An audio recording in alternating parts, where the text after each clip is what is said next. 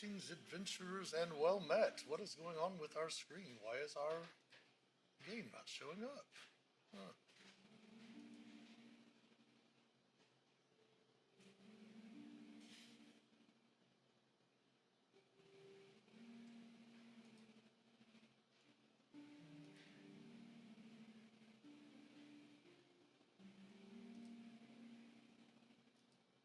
Huh. Well, that's very odd.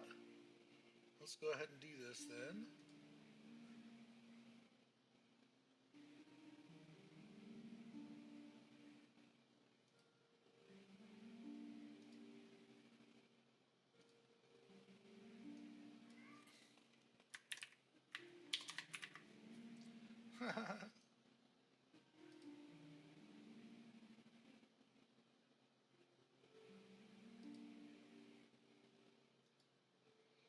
All right, there we go. For some reason, it was not wanting to show that.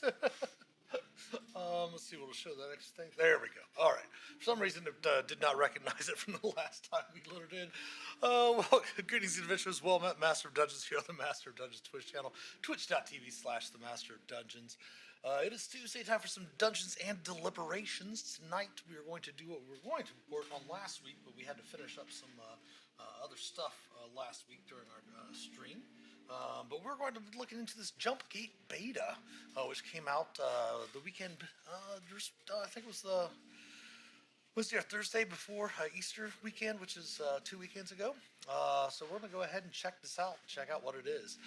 It says that Jumpgate beta is a modern overhaul of the Roll20 tabletop, featuring a brand new rendering engine as well as a whole host of updates and changes to make the game and sessions even better. So basically, if you are a pro or plus user and you've been perhaps maybe getting some of the new chances to beta test some of these features on Roll20. This looks like they put a lot of those into different the Jumpgate with a lot of these updates and changes there. So we're going to go ahead and opt into that. Let's see here.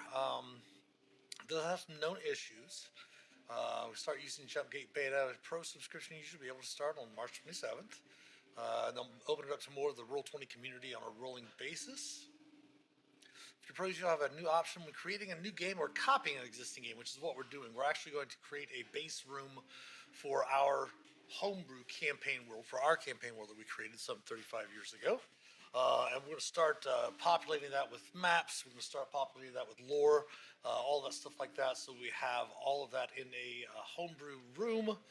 As you know, if you watch our channel when we're talking about creating DM prep and creating rooms and stuff like that, I always like to create a base room and then copy those rooms for client games, for virtual D&D weekends, for online events, things like that.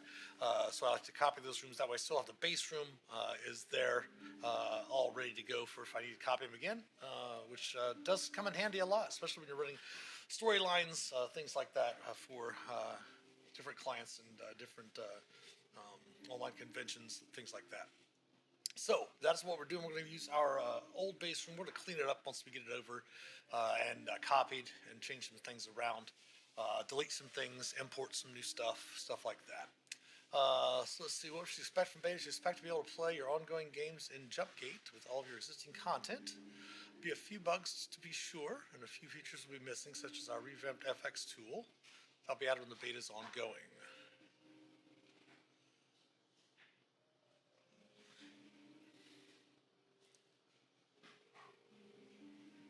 They're setting up a special article below, a special forum to allow you to report bugs.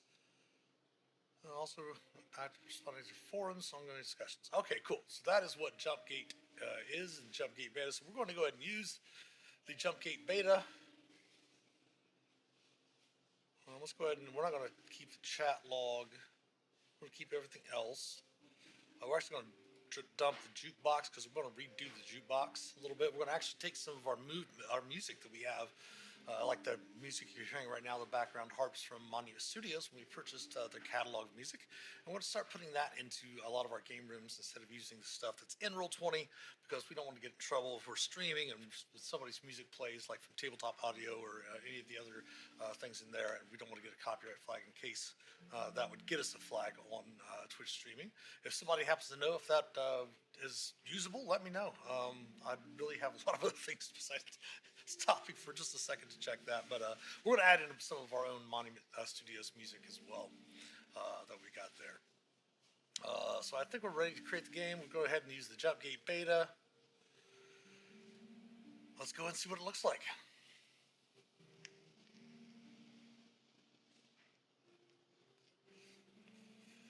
Okay, we want to take some players. We want to take a lot of these players out of here. Since this is the new game.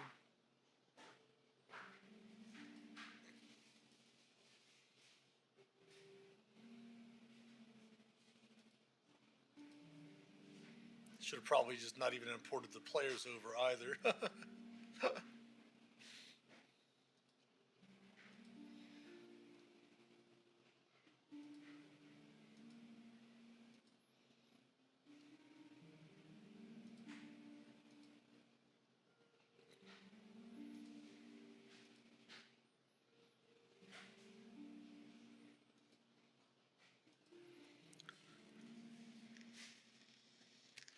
One of the things I always like to do is I always have my own marker set, so I have my own markers that I like to use.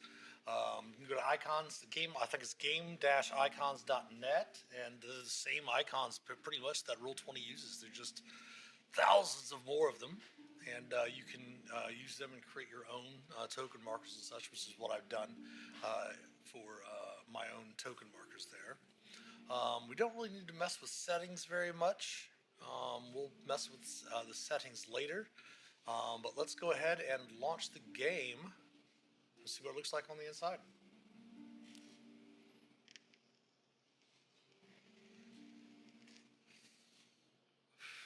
Well, we don't have any feedback yet, so let's see what the change stuff is. Little toolbar.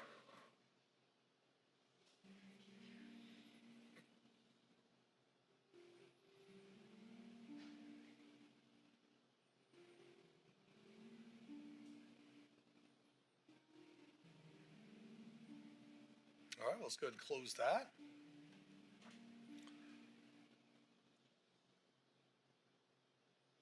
All right, we're not going to worry about closing that because we always leave feedback later if we want. Let's just see if anything else has really changed. Still have our art library access. Still have our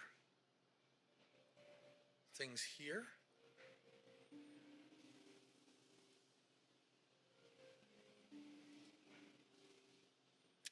I don't think we did. I thought I was going to empty our music playlist. It did not. Well, let's just go ahead and delete those.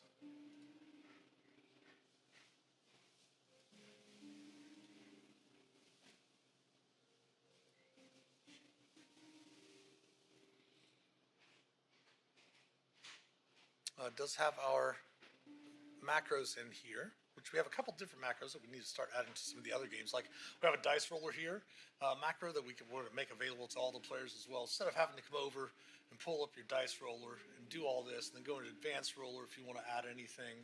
Basically, what dice roller is, how many dice do you want? We want 3. Okay, what type of dice? We want D3s. Submit, and then it'll give us a custom roll. Oops, we put DD3. Oops.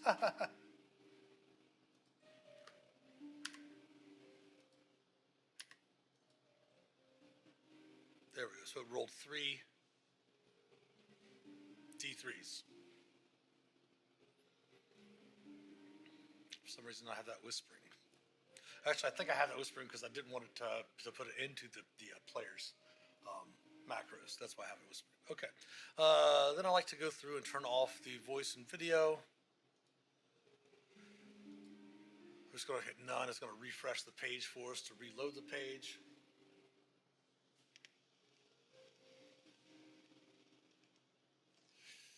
Mostly because we use Discord for voice and video. We might eventually start experimenting with the integrated voice and video in Roll20, it does become a little bit easier also to gather the um, the cameras from the players down here. The only problem is that I like to keep more of my screen open and then just have the names of the players and characters down here at the bottom. The avatars, some people put them at the top, but that way it just gives us a little bit more room. If we took down the videos and changed it to just their names, it wouldn't show, their cameras wouldn't show in the capture to put over into the OBS. All right, so far it looks just like normal so far. It looks like we might have some fog of war. Is that the same thing? All the commands look the same. They don't have the effects tool, which is fine. It's not that big of a deal. Ruler measurements still the same thing. So you still do your lines and cones, so those effects are still there if need be, if needed. We just don't have the like lightning, shoot the lightning bolts and all the stuff like that, which is not that big of a deal. Okay, so what we're going to do is go through and we're going to delete a few things here since we did make a copy of the room. So this is a different, it's going to have a lot of some of the old lore that we have, like our basic Pantheon that we worked on a few months back.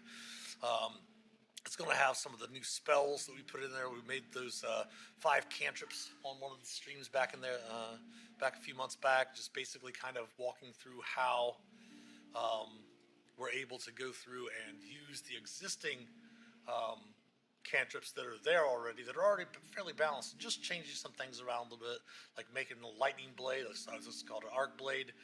We actually made that cantrip for Scarlet 64's stream. She streams on Sunday evenings. We sometimes will raid over there to her stream occasionally, but we made that for one of her players who was lightning based. And it's basically very similar to a green flame blade, where when you hit the monster, it has a chance to jump to within 5 feet, another creature within 5 feet of it. We just made it lightning instead of fire damage. But we're going to keep most of those. We're going to keep any of our magic items. We're probably going to go through. We've got some of our own creatures that we have for our campaign world. We're going to add a lot more in there. We have our all of our green skins in my campaign world. All of the orcs and goblins. The majority of different, like when you think of like Drow and Duergar and goblins and orcs and hobgoblins and such like that, they all were actually were created from the other races, like from gnomes and dwarves and humans and such, and elves and such like that, and were warped because of the chaos. And that's kind of what created those creatures. So they're all, come from the player character, the commonly used player character races. So we'll add a bunch of that stuff in there. We'll probably change. We won't need to take out any NPCs. We'll probably drop some of the stuff. Let's just archive some of it. Some of it we'll archive, and some of it we'll just get rid of altogether.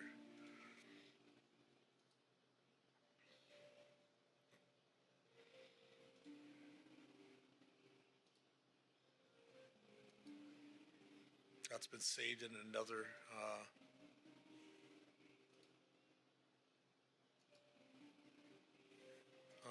All the characters are saved in the other room, so we can go ahead and delete those as well.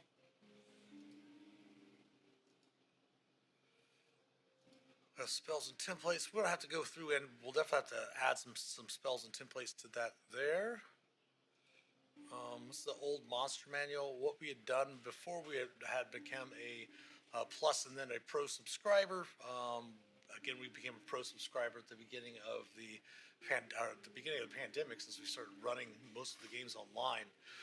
We actually had gone through, and this is an old copy of it, but we had created every one of the monsters from the monster manual, gotten artwork.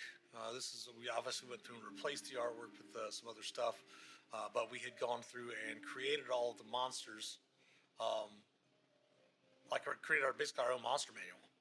With all of the miscellaneous creatures, all the non-player characters, stuff like that were originally in the back of the monster manual. And we had started, we'd gotten new artwork in there for this. We'll have to find that in our art library, which is not a bad, this is not a hard thing to do. And then we started working on Volo's Guide to Monsters as well. Most of the Volo's Guide monsters are obsolete now that Morty King's Monsters of the Multiverse is out. So that will be able to change as well. I don't even know if that's the newer version of the monster 5e monster template I have. We'll double check it right quick.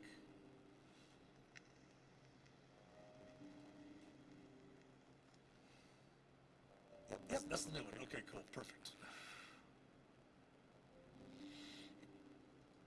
And what we're eventually going to do is, because of the fact that we can pull in, let's go ahead and drop the monster manual, delete this.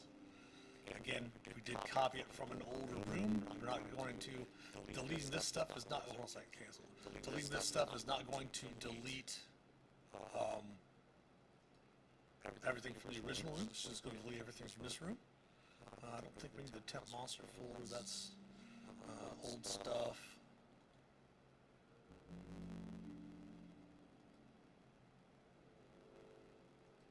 We did want this.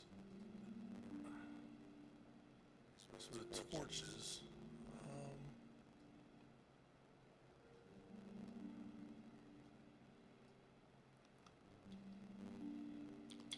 I think those will radiate, actually do radiate light.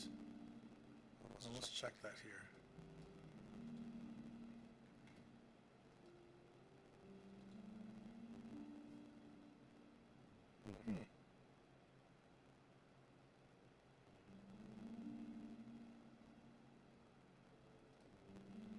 So you can right-click on tokens now, and that's basically with the jumpstart. That's like one of the changes there. So we're right-clicking on the token, and it's got a lot of extra choices for us there. By clicking on the token, we also go to its settings, go to dynamic lighting. It's got vision, and then the token emits light. Why is this? Oh, because it says 5 miles because we're on a map. That the distances are, come over here to our ruler, each square is a mile basically.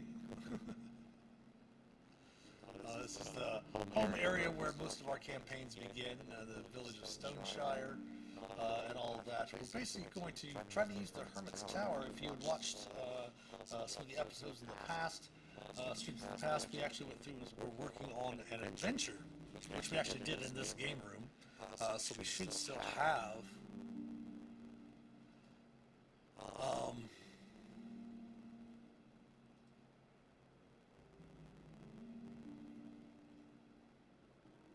I was working on the gazetteer for the region for the players. Tower of Lore, yes, that was the adventure that we went through. Basically did an outline of every part of the adventure. How long everything's going to last and stuff like that. And we're probably going to use that as the basis for our homebrew game once we get that started. Hopefully again sometime in June or July. We're still looking for the players. And that will take the place of our dungeon delving stream on Thursday evenings. It'll be a 3-hour stream every week, hopefully. We want to get 4 to 5 players, 6 at the max. That way, if there's a week that some players can't show up, it's okay. We can still run, as long as we have like 3 players before the campaign, we'll still run it every week. And then, we'll figure out something to keep the other players involved. That way they have to miss, they don't have to miss much. And we'll probably run milestones as well, just so that there's less keeping track of specific experience points and things like that. So yeah, we'll probably end up using this adventure, the Tower of Lore. Before we delete our Sunday night games and all the different sessions we played there, we need to keep some of these. Some of it we don't need to keep because of the fact that most of it's in. That one, keep that in here. just gonna pull it up here. Everything out of these folders and just put them into the regular folder.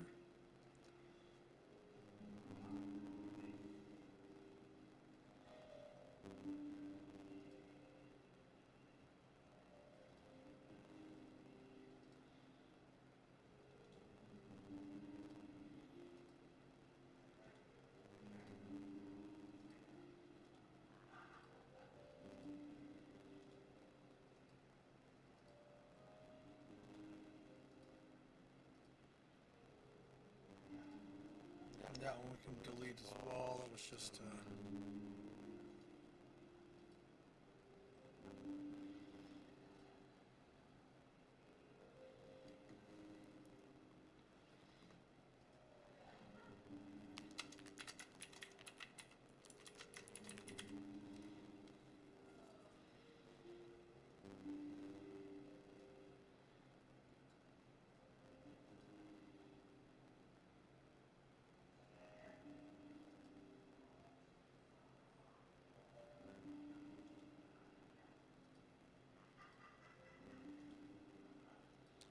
now we do have something here. I want to go ahead and probably, there's some lore stuff. We're just going to keep that in these things down here in this lore folder.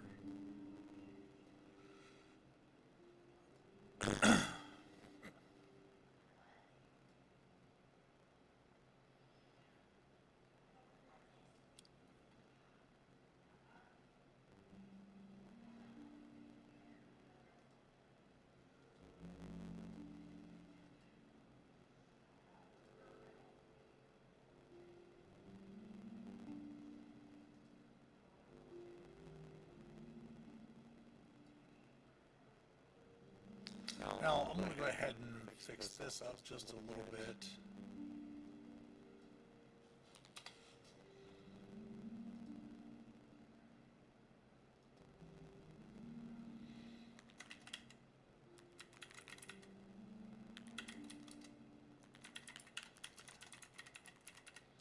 I don't know why it's still showing red. And he'll turn off our dark mode.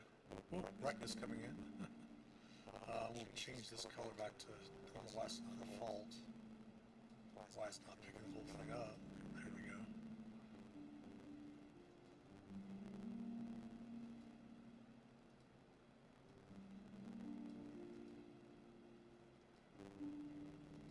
Let's save that real quick. I want to go back over to dark mode.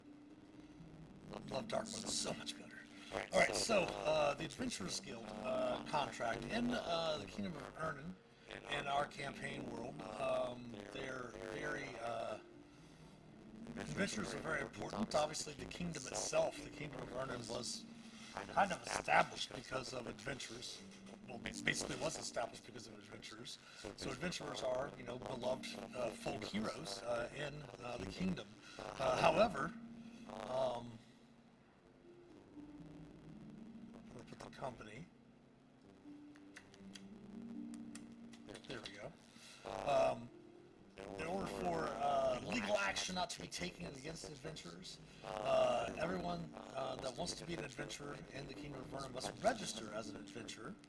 And when they have a company, they need to have their company fill out a Adventurers Guild contract. And there are Adventurers Guilds, different posts throughout the kingdom in different settlements and things of that nature. So adventurer companies can go and register themselves as an adventuring company. It talks about the different types of what happens with different items and armor, and what happens if any of the characters propose a mission that others don't want to take, or once the company's been contracted, stuff like that. Then they'll go through and I'm going to take all these off here.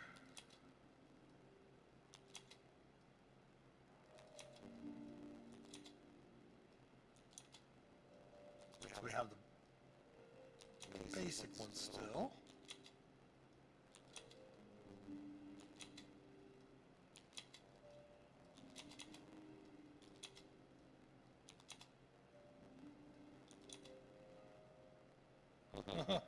Oops. That was not supposed to happen there.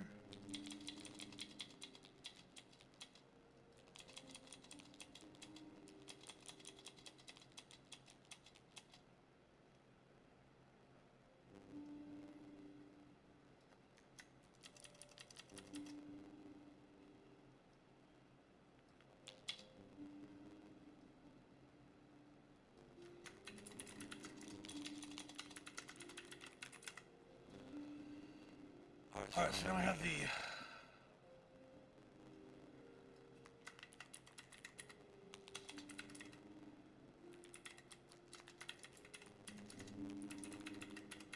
standard adventure skill contract that we always duplicate, copy, and paste. So we'll save that over here as well for some of the lore.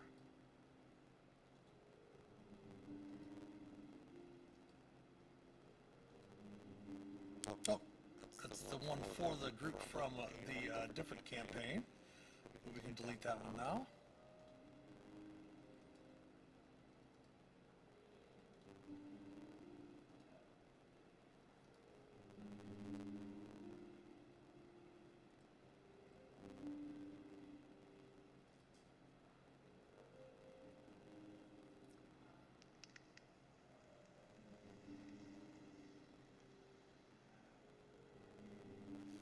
I mean, basically that was the group of the, like the first humans and hobbits and elves and things like that. They're known in the campaign world as the first kin. And basically all of the humanoid types of monsters that you think of in traditional D&D were spawned off of the first kin by chaos. It's basically a law blade. Let's go ahead and edit this and move that down into our law blade is very similar to like a moon touch sword.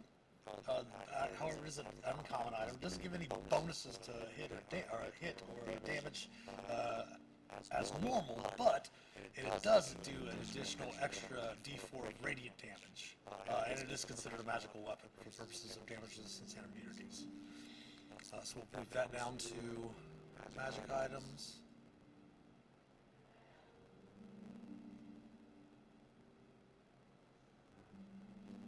We did create a circle of chaos sense. Basically, it's a wondrous item uncommon, requires attunement, 3 charges, and completely recharges at dawn. Expending charge allows you to sense the presence of a creature of chaos within 60 feet of you. Within the same radius, you can also detect the presence of any place or object that's been consecrated or desecrated as with a hollow spell. As we mentioned, we have lots of really high fantasy, low fantasy, and low magic areas, as well as high magic areas in the campaign world. Just depends on where you're at on basically on the planet. Mithril place is normal. We can delete that. We can delete the Bloodwell Vial. Delete the Dark Shard Amulet. Mithril plate we can delete. Mooncalf sketch. That's some art handout.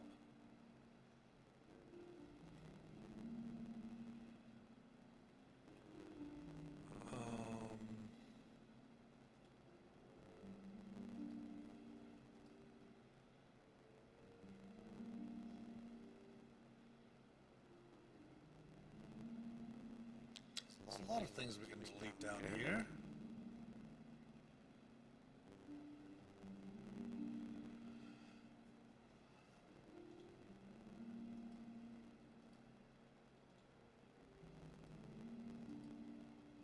But eventually what we'll do is we're going to actually go through in our master room. We have a master dungeons master room where we do a lot of the things that we'll use all over all of our game rooms and such like that. I'm actually going to go through and in every game room, as I say, we always have a DM's workshop. For this one, we have like a starting splash page that we'll have set up for the players with different maps and things like that. It talks about their characters and a little bit about their stuff, which will be great for the stream because it'll be our starting screen where the players can introduce themselves and stuff like that. But I like to have a DM's workshop on there. That way I can create different things. A lot of those pictures are gone now. I like that icon for things that are missing. But basically, like for example, we have our beastmen here. The way I like to do my creatures is I like for the creatures' hit point bar to be in red instead of the default green that Roll20 uses, just because it makes it easier. Not only do I have the character's tokens Instead of like this orangish yellow color around here, I like to have like a bluish white, so that the characters can make themselves out better on the character on the maps. They can see the NPCs will generally, if they don't know if they're good or bad or just a standard NPC, I don't mind sometimes keeping them yellow or orangish like this, but a lot of times I just like to have a plain gray color for the NPCs that really, especially those that are non-combatants, for the PCs to be able to, when they're playing, and especially now that we're streaming on Twitch and stuff for over a year now, so that the viewers can actually tell the difference between where the PCs are, where the NPCs are, where the monsters are at a glance, without having to stop and wait and look around and such.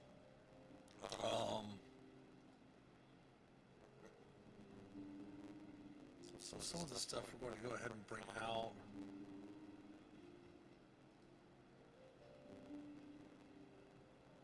It's Cobalt Underling already in the, I think it is. I think it's in Ghost Salt Marsh. Oh, Explorer's Guide to Wama, okay. Actually, so what we can do is this.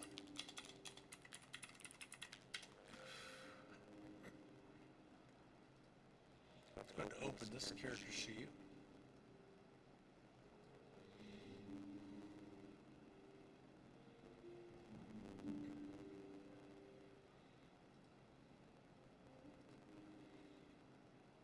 Yeah, so we can delete that as well, since that's actually from a source that we already have something for there.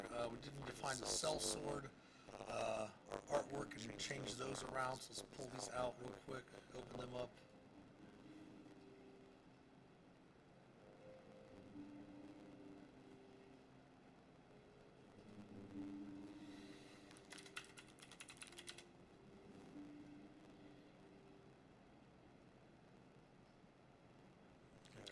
So we can change those since we got rid of those.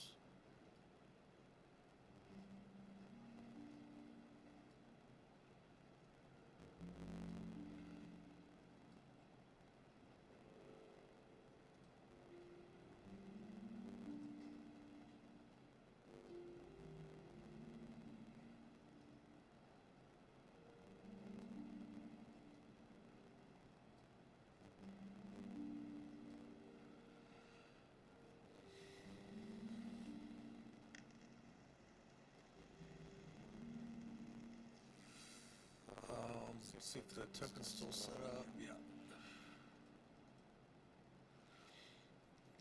Yeah, we'd already been, like I said, when Wild and Witchlight came out, they actually finally started putting token actions on the tokens, which is great. That's why we have our monster, 5th Ed monster template. They are going back through and reimagining, reincarnating, or whatever they want to say, the older modules in Roll20, which is great because it's adding the token actions to the creatures and such like that, which is really great. So the cell sword's all set up still there with the new token. So now we go to Warlock. Click on Edit Warlock. Go over here for the cell sword Warlock.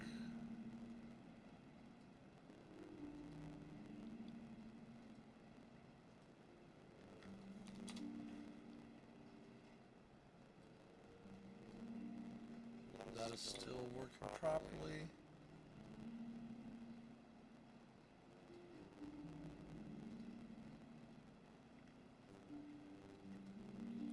And the cell sword wizard. Oops.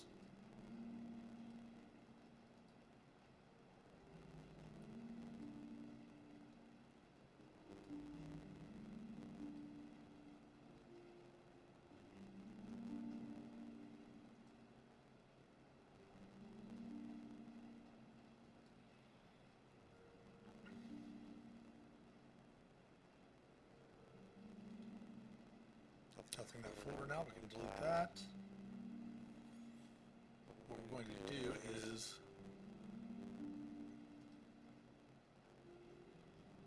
create a folder.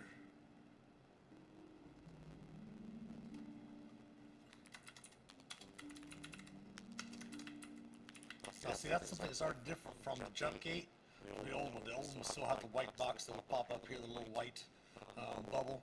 to have you do that. Now you can just do the folder here.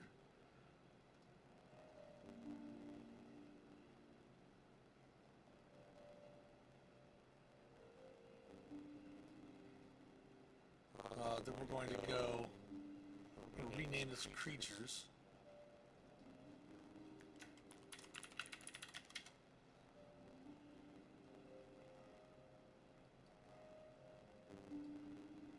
We're going to name this named NPCs.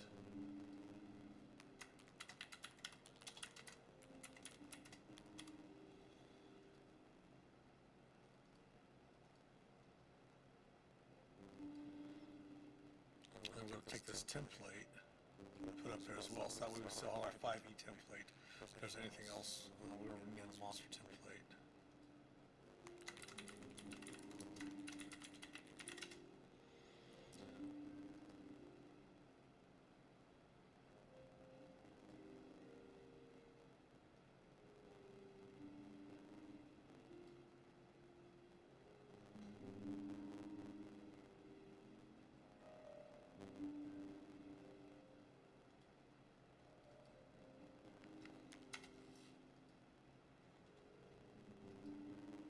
I don't know why didn't we said delete the folder and all of its contents and it didn't do so.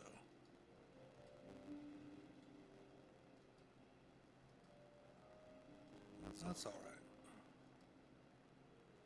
Again, we're not deleting these forever. They are all in the original room that we used to copy this from. We're just creating like a, we're not adding anything that's not really, pretty much this is going to be a blank room that's just got to have homebrew stuff in it. Then when we go to copy the room itself for a specific campaign, then we'll be able to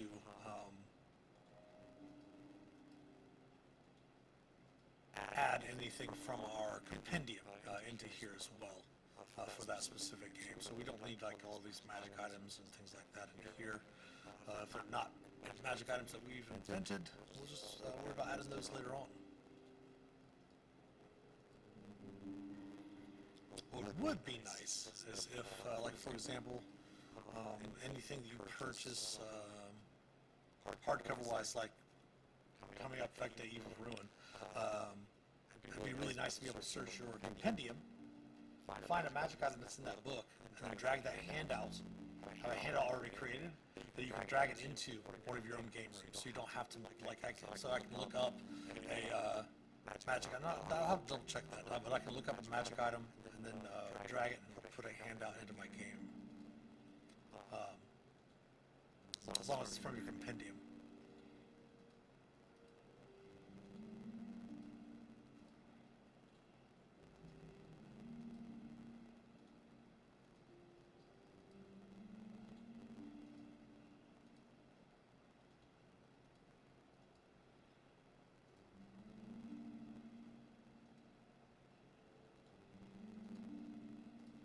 That was named Mysterious Note because it actually was a mysterious note. The Quiver of Artemis, I think, is just the same thing as just the same thing as a Quiver of Bellona.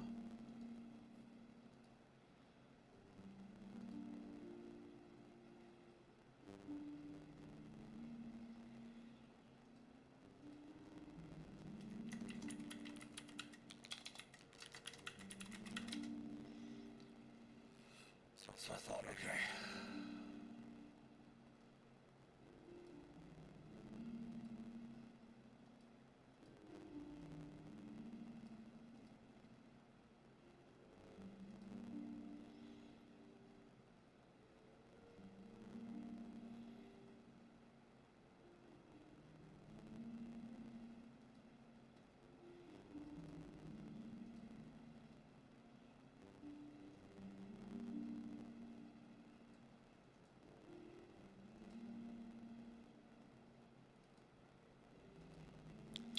So far, the Jumpgate doesn't seem to have a whole bunch of difference. It's just got a few of the updates that they put in here.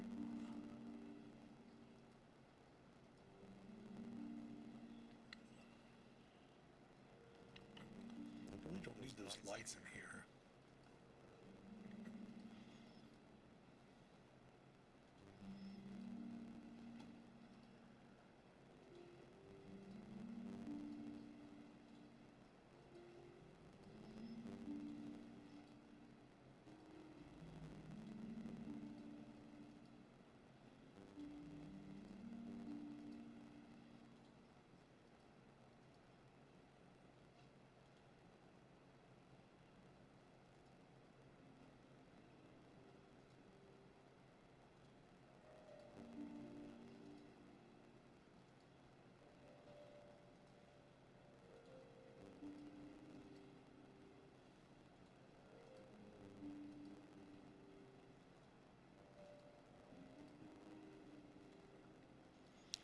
might notice every once in a while, coming through the stream, you'll see Spike's World chatting. That was his character, or his character Spike.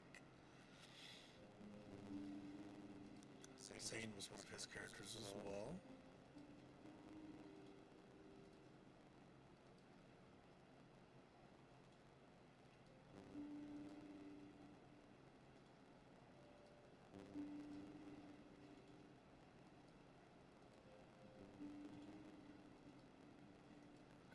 There are a lot. I'm going to go ahead and drop.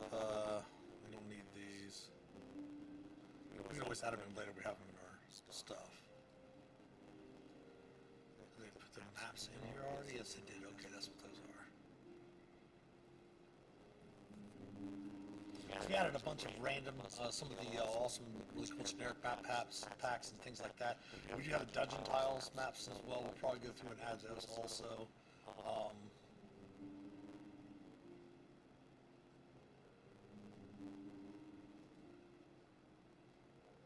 That way we're kind of set up with basic maps, so we can always add or remove once we create our extra game, things like that. We do have some of the area maps as well.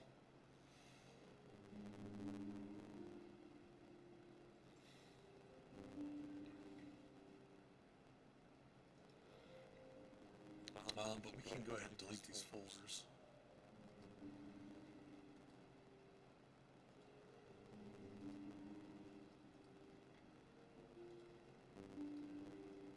I'm probably going to delete a lot of the maps too, just to clear the room out some. We'll go through also and change up these other templates here also. And now, what most of these archived handouts are for the different character. We started making a player's handbook, putting the generic stuff in there. Again, this was before we started our Plus and Pro account and started buying everything from Roll20 for D&D and to put into the to have access to our compendium and all stuff like that. So we have been creating a player's handbook. Now there is a specific class that I want to keep in here that has not been added, which is the Mystic. Go ahead and restore that here. Basically, the Mystic is the psionicist that they came up with when they came up with the Mystic and the Artificer, and they never have done anything with the Mystic. It was in the Unearthed Arcana. Hopefully, they're going to do some stuff with that because we went through and actually put the entire class, even with all of their abilities and all of that in here as well. So, like, if you want to look at the order of the Avatar, that's what all the handouts are for from all of those. So I'll have to, I probably won't do that tonight. I definitely won't do that tonight, but we'll go back through and double check some of the stuff. Make sure that we keep everything for the Mystic in here. Because we like to use stuff like that for our campaign world, especially considering the magic itself originates from the planet itself. Basically from the Chaos Gates at the northern and southern poles. And obviously, the closer you get to the equator, the lesser magic has sway. And then off the planet itself, there is an actual galaxy, solar system that's not in a crystal sphere. There's no spell jam. There's actually space travel, and psionics are used instead of magic off-world. Psionics work on the world as well.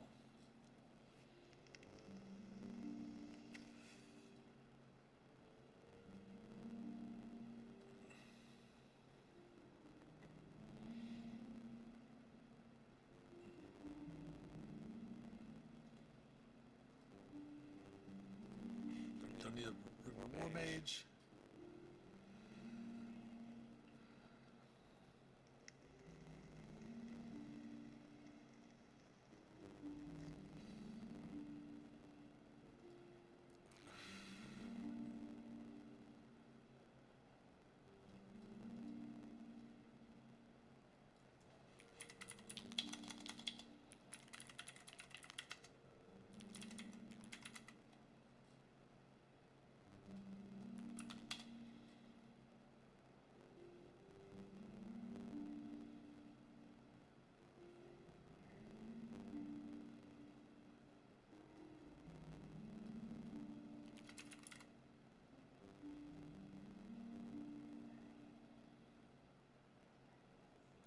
Just another uncommon spell. There's simple ways that you can make and turn, create simple magic items just from spells that already exist.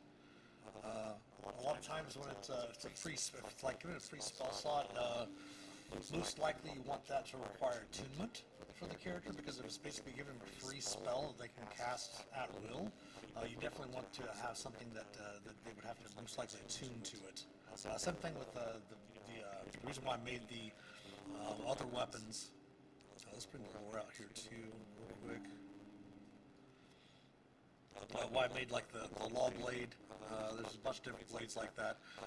The reason why I made them attuned is because they need the extra damage as well on top. So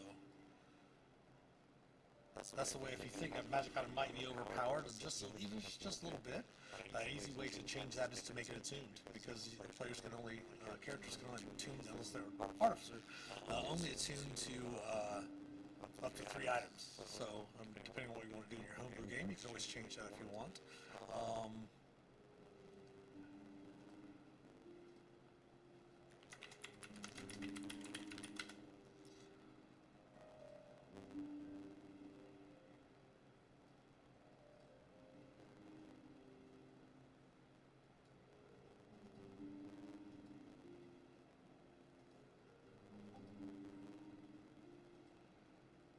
I can't remember. I don't think the Mooncalf was in here.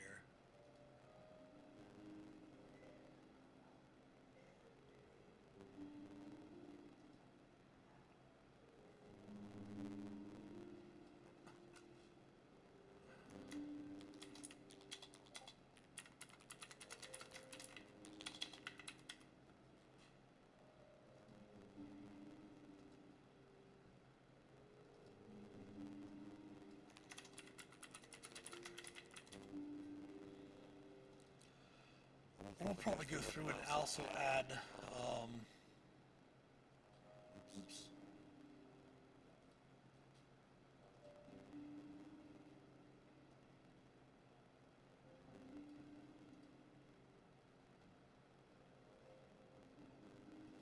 This is the old Winskite group. Let me delete that one.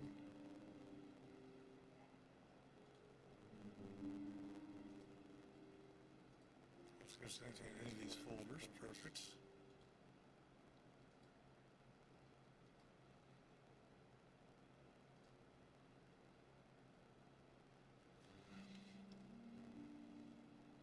Now what I want to do for these is I'm actually going to go through, and we need to, these need to be updated anyway, since Dragons of Stormwreck Isle really updated a number of the conditions for D&D.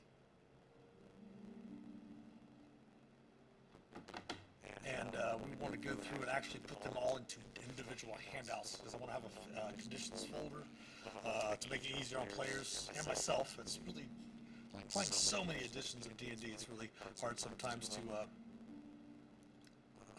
archive item again, put that back in the archive, to remember exactly what all the conditions do. So we're going to go through and probably redo that. And of course, we'll probably go through also into the monster manual, which we'll probably do here in a little while. We're also going to have another ad break coming up here in about 6 minutes or so, maybe a little longer, 6.5 minutes. But we'll start adding in some of these standard stuff that we would need. Obviously, we want to have orcs in the game, things of that nature. Not obviously, we do have different names for the orcs. Like there's green orcs, red orcs, and black orcs. Your red orcs are kind of like your urogs, stuff like that, and then like a black orc would be like a Tanaruk type of thing. So they'll basically throw them into a 5e template, the monster template that we created ourselves, and set them up to where they have, obviously they'll probably be the same. He's obviously a lot dumber. It'll probably be the same artwork. We don't really want to go through and like completely reinvent the wheel on some of them.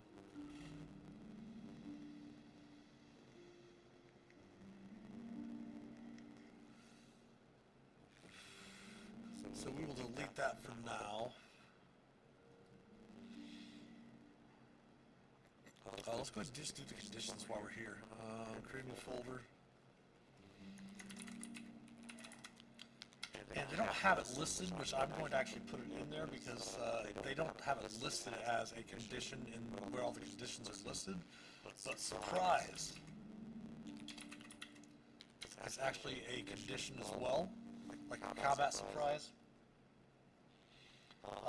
Adventurers sneak aboard bandit camps, springing through the trees and attacks, surge swoops down the cavern ceiling, and those adventurers tilts nearly on. In these situations, one side of the battle gains surprise over the other. The team determines who might be surprised. If neither side tries to be stealthy, they automatically notice each other. Otherwise, the DM compares the dexterity stealth checks of anyone hiding with a passive wisdom perception score of each creature on the opposing side. Any creature that fails to notice the threat is surprised at the start of the combat. If you're surprised, you can't move or take actions on your first turn of the combat, and you can't take a reaction until the turn ends. That turn ends. See your turn and reactions below for informational actions and reactions. A member of a group can be surprised even if the other members aren't. So it basically is a condition that has certain things that are met, and then at the end of your turn,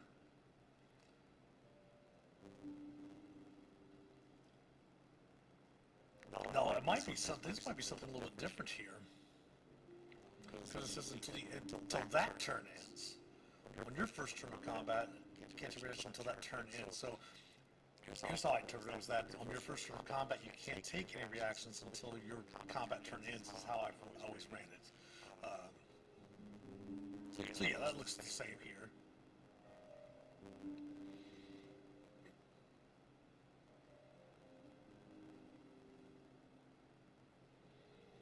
Yeah, that's the same, pretty much the same. So we'll definitely put the surprise condition in its own setup. So we're also going to do conditions. And then we want to get the one Planescape. Interesting. There we go. We're the ones from the D&D Star Set Dragons of Stormwreck pile, as that introduced the new conditions. Not new, but they changed some things, clarified some things, like your concentration is broken when you're incapacitated, which is not what the old, if you look at the ones in the player's handbook here, if you go down to incapacitated, there's conditions. Why is it not popping up?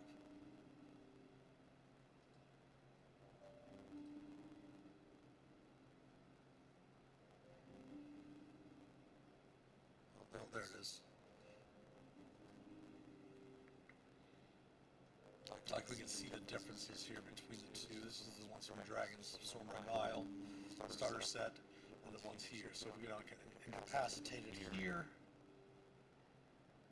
it just says an incapacitated creature can't take actions or reactions. With the older rules, they could still concentrate on something even though they were incapacitated. Now they've gone through and clarified in the newer versions. Now we do play a lot of AL, so a lot of the we do have an Adventurers League. It's rules as written, and you must use the most current, newest version of any rule possible.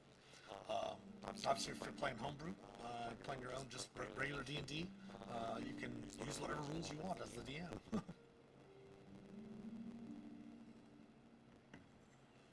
But we'll go through real quick and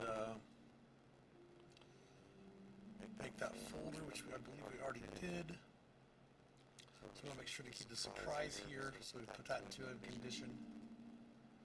And we'll keep the conditions over here as well.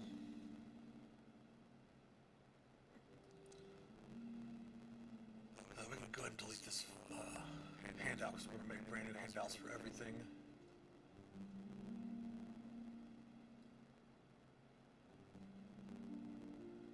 We'll bring that folder down there.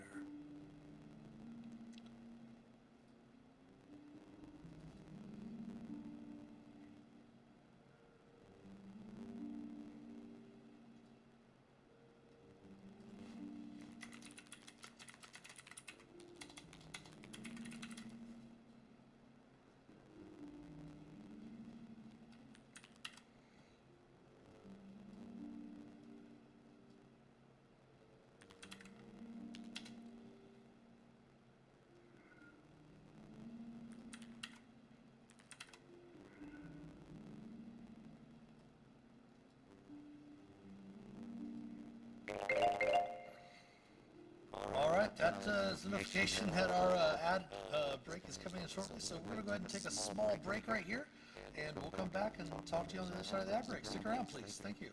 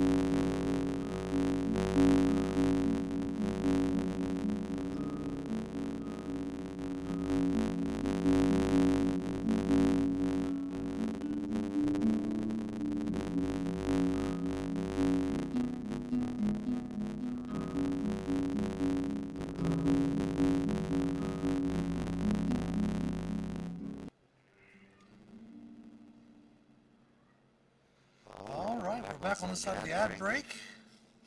Thanks for sticking around. Yeah, and plus, I always wanted to have all of the conditions in handout form anyway, in one of the, somewhere in one of the rooms. That way, we have them.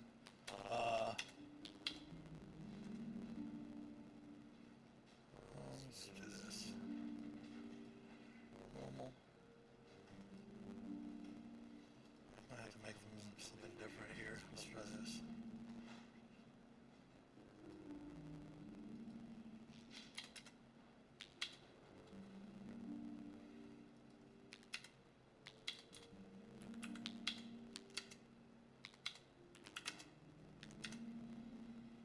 So one thing that bothers me about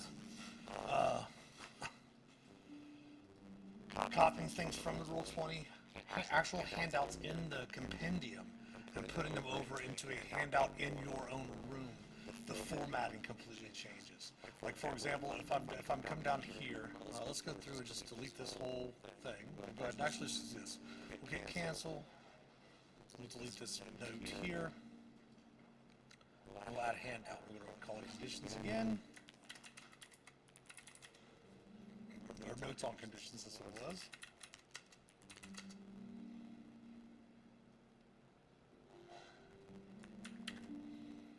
We're going to come up here. Kind of do what we normally do. So let's try it this way instead. Let's try doing this individually just by section. We'll see. Let's post that in there. Then we'll take the formatting out of it. There we go. Okay. It takes a little bit of extra stuff because we can't copy and paste the whole thing, but it will give us the normal formatting if we just do it a little bit differently.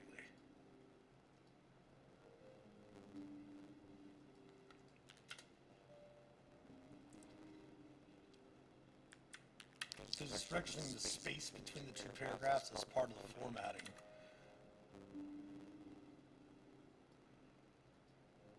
Normal. Okay. So, put that as a header 1. Even those that aren't, we don't need to bullet those. We're going to go ahead and put some bold on them.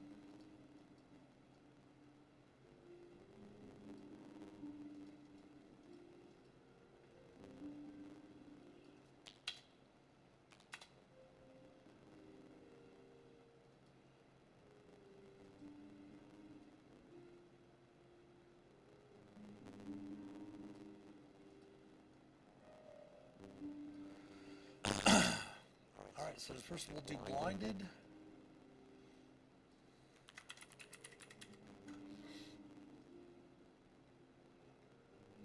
What I was thinking of doing is, let me double check here.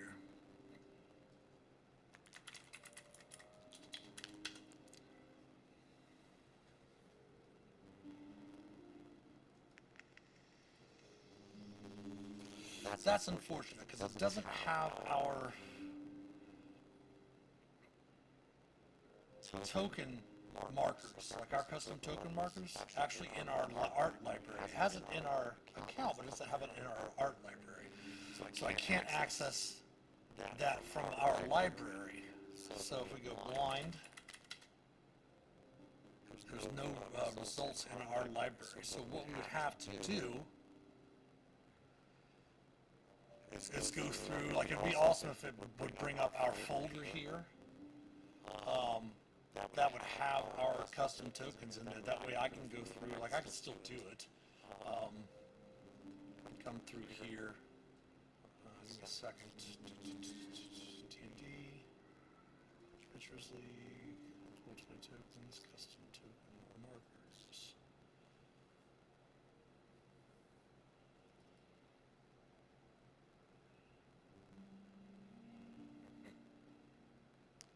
So what I can do is I can actually go through here and put,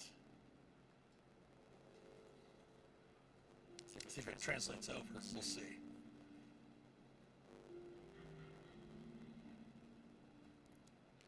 Okay, perfect. So that's what it's going to do is it's going to show the token marker that we have for the tokens, show what the condition is. So that when they know that they're blinded, they can actually go through and find that token. Even though the token markers are all alphabetized, they'll at least have the condition there.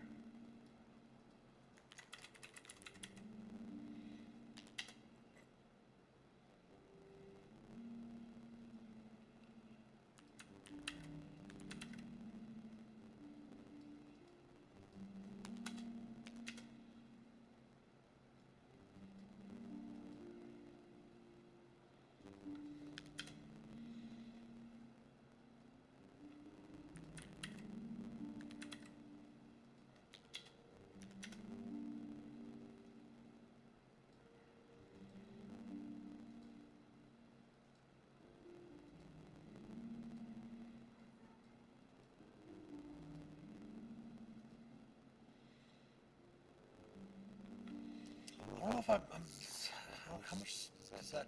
Let me see here.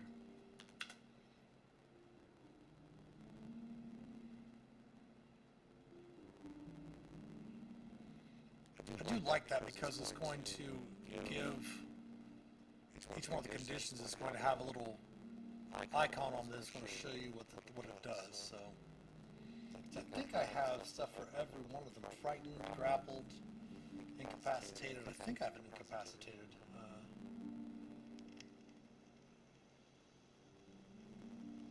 Yeah, I have one for every one of the conditions. So we'll just do it that way. Yeah, that'll work perfectly. Okay, so we got charmed next. Charmed. Let's grab the charmed. Artwork.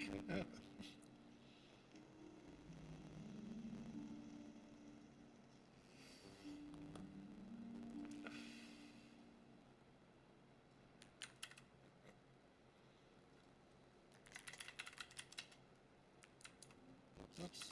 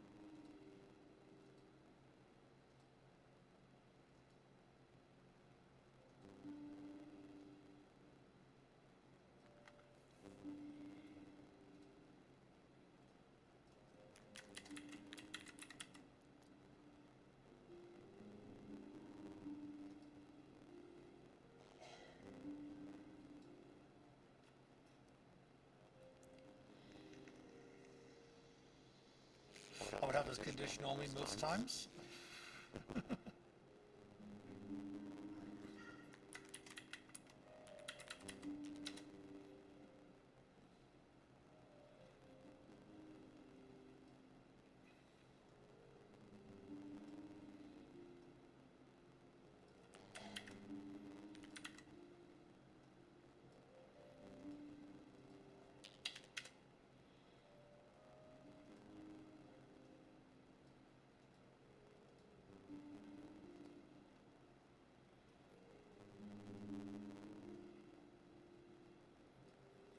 These are all going to be added to all of my other rooms as well. That's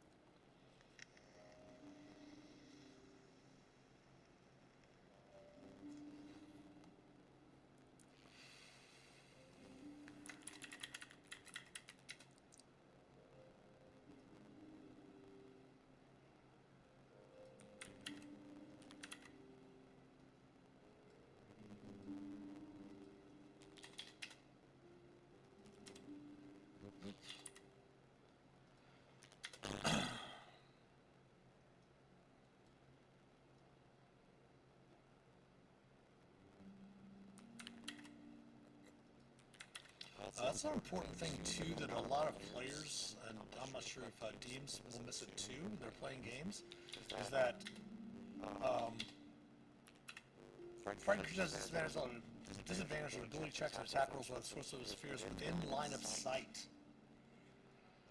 If the player moves, the PC moves to an area where their source of their fear is not within their line of sight, they don't lose the frightened condition necessarily, especially if the frightened condition has a duration. But they're still frightened, but they don't get disadvantage on their ability checks and attack rolls if the creature that they're frightened of, or the source of their being frightened, is not within line of sight.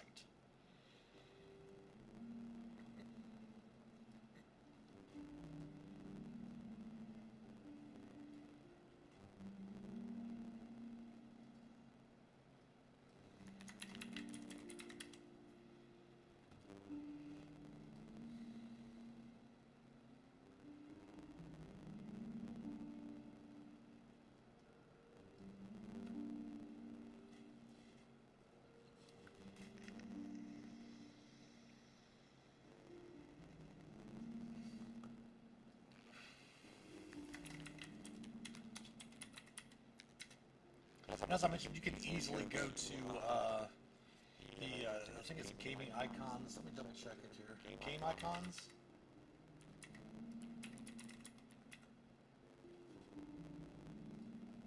Yeah, gameicons.net, and there are 4,149 free icons right now for the games.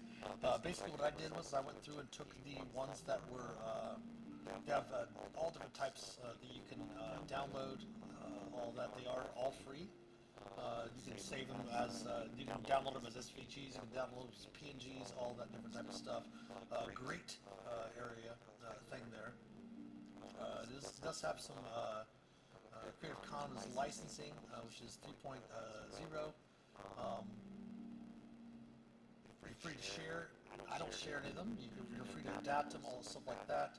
And then of course you give appropriate credit for the license, the stuff as well. Which is why anytime anyone asks, of course, I really don't have a way. I guess I could find a way to put that onto our Twitch stream. Such like that. We're not selling them or anything like that. So I don't believe that it's a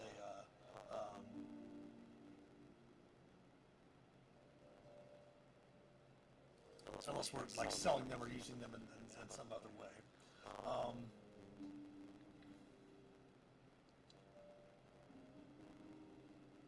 And of course, we don't have to comply with the license for elements of the material like public domain or an area uses prohibited by applicable exception or limitation.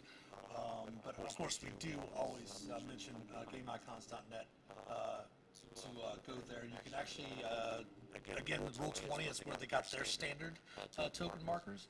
I took the ones that were black with transparent background, took them to, you could put them in Photoshop or Photopea, Photopia, whatever you want to call that website, and just add an outer glow, which is what I did, was to add an outer glow to the icons to give them that similar look to the ones that they use on Roll20.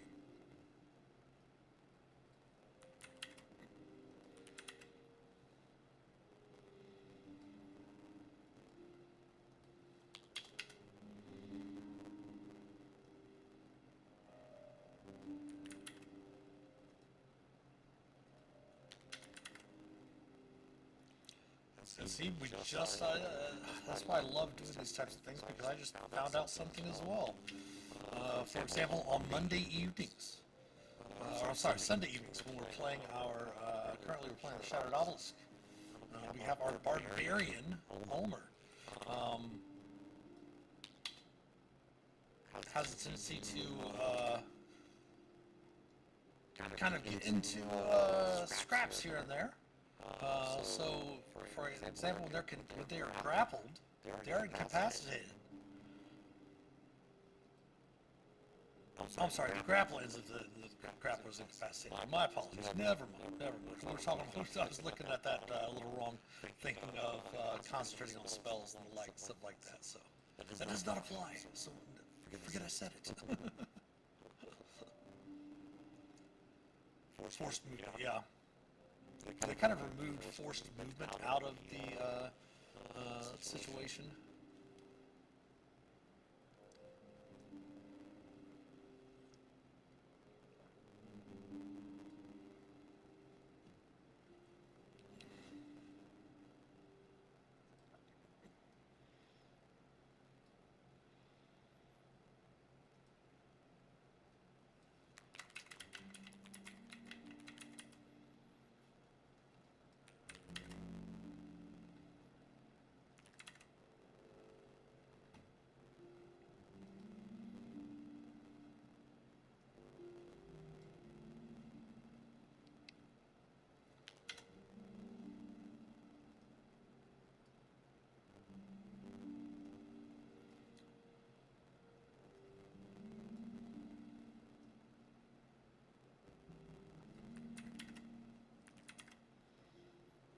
Keep in mind too, also move is considered the movement action.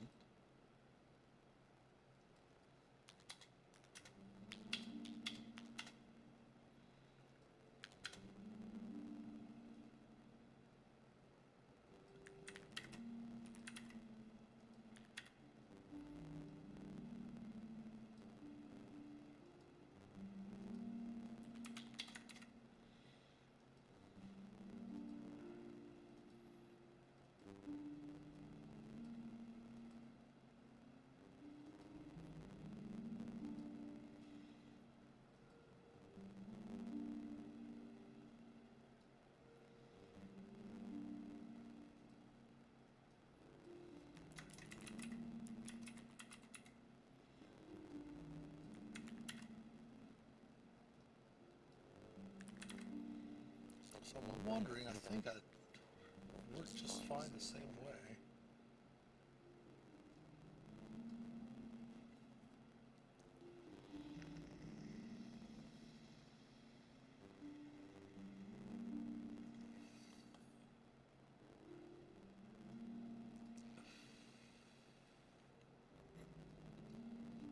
Double check, see how this parses over.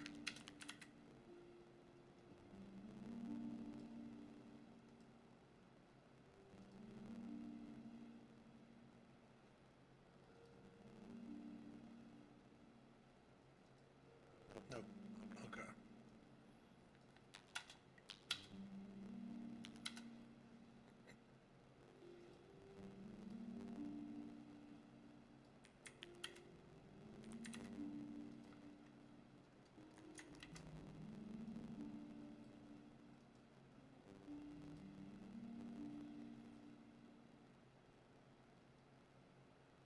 Yeah, I was going to do it the other way.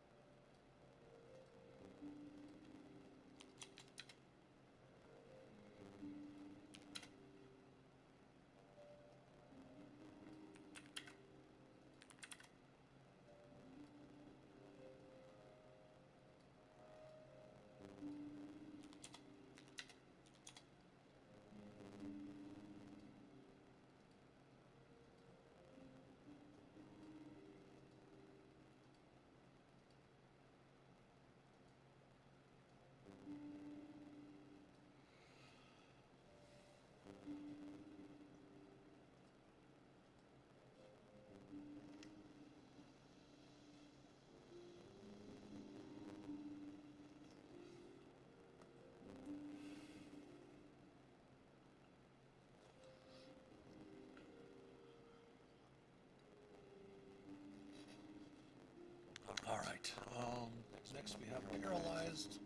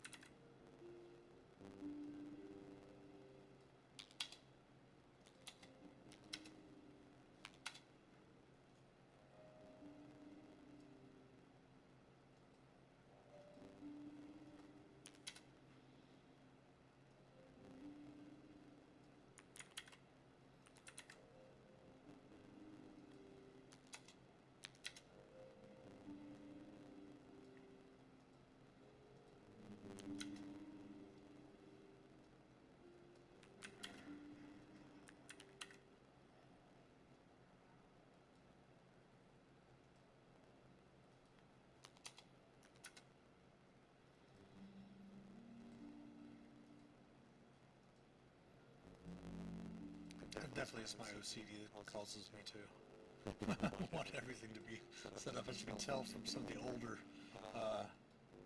handouts that we were deleting earlier, my formatting has evolved more just because of being a writer for D&D and working with formats and templates and such like that, trying to make sure that I have, like if I'm writing a adventure for like whether it be Dungeon Craft or an Adventurers League or non-AL or whatever, I have a tendency to use the exact same templating, which is the standard templating that I want everyone to use just because it's more linear, unified, stuff like that. So I've been going back through a lot of my handouts and changing a lot of those around so that they're all as uniform as possible. Poison.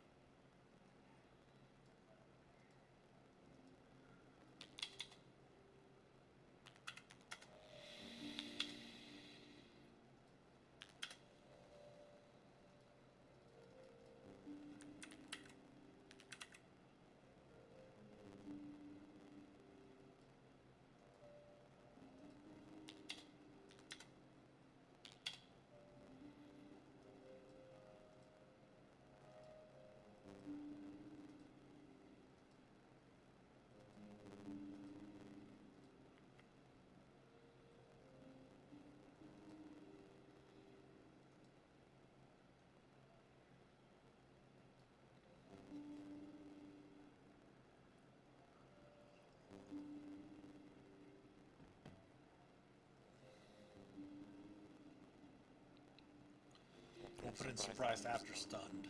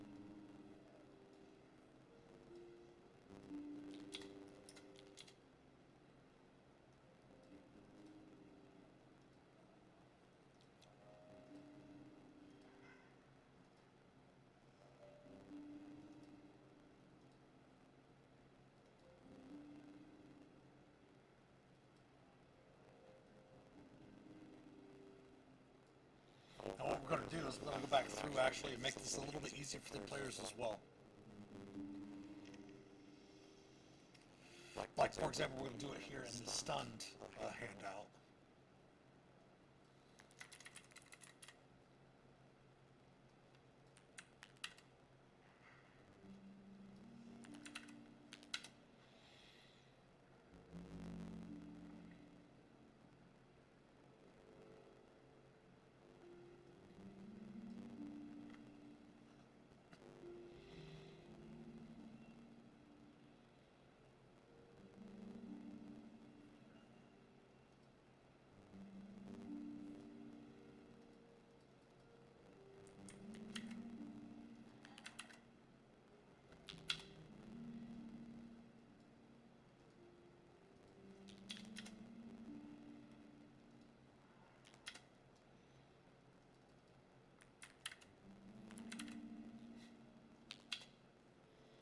If you follow the channel and watch the streams with Roll20 help regularly, you can probably already know what I'm going to do, which is embed links to other handouts.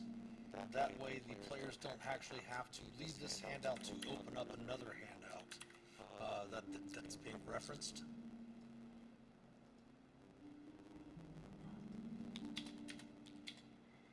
Alright, so let's put this here first. Make that the header. So what we're going to do,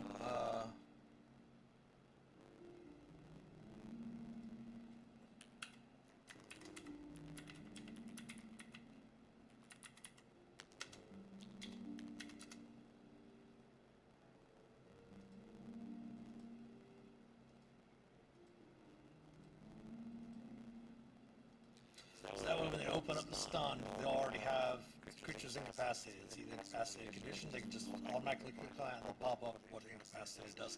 That way they don't have to go back into their journal and look for it again. But we'll go through it and on a couple more of these. We'll link some of those as well. Where it says see the condition, we'll actually just put in the bracket or open bracket condition, the closed bracket, that way it'll link it up for that handout so the players don't have to go back into the journals to find more, to open up another handout. They can just do it right from their the handout they're reading.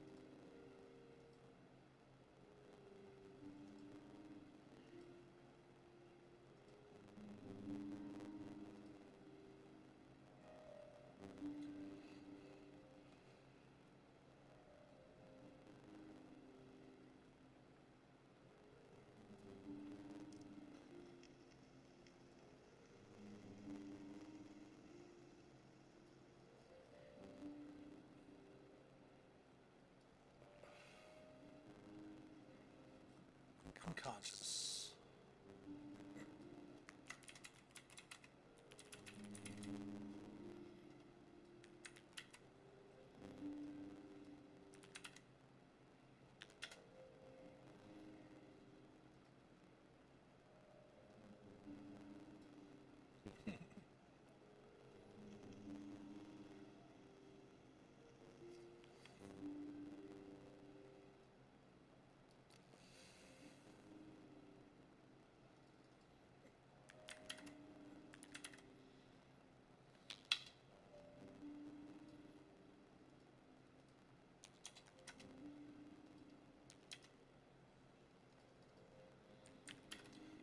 I do like it says the creature drops whatever it's holding and falls prone. That's a new addition as well. That was not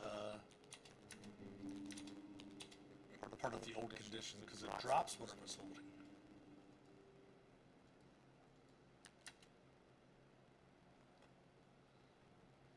We'll put the prone condition in there as well.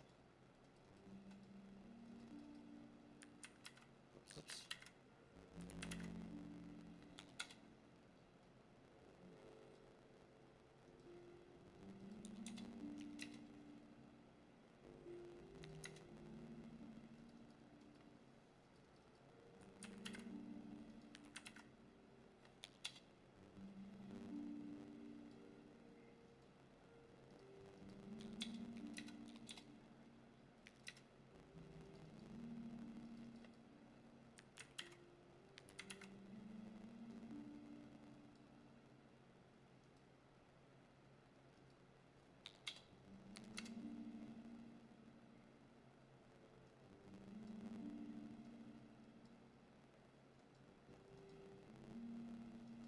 So we gotta look at the last one, and you're the one that's going to be the pain.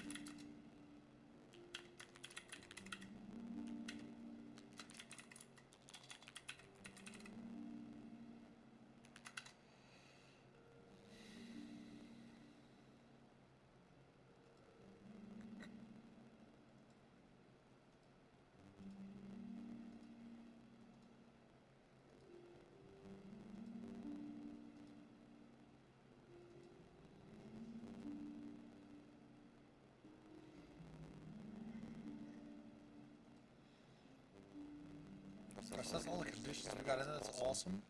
Let's go back through and we'll check restrained. There's no condition there. Prone. No other condition there.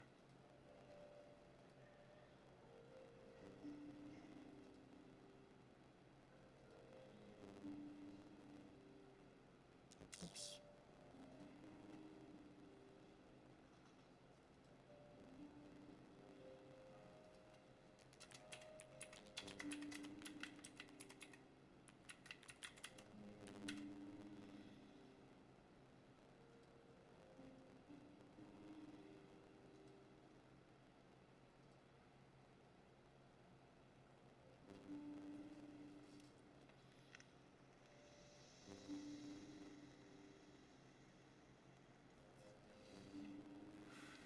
Now we could go through and link the heavily obscured area to an actual handout.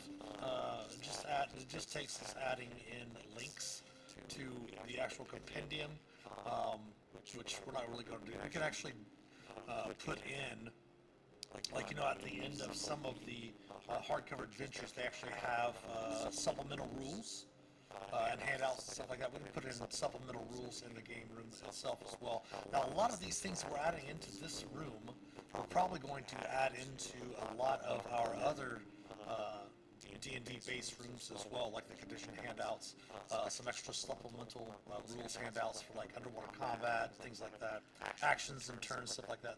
And players can search those in the compendium, but having them in handouts in the actual room itself sometimes is a lot easier because players forget that because not all DMs share all of their stuff, and it is limited to the number of players that you can share stuff with. So having those things in the game room is very, very handy for the players and for you as the DM as well.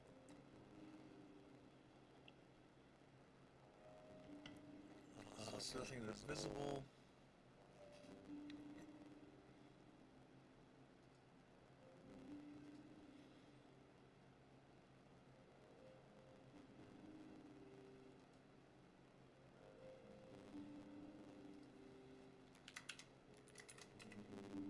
Oops.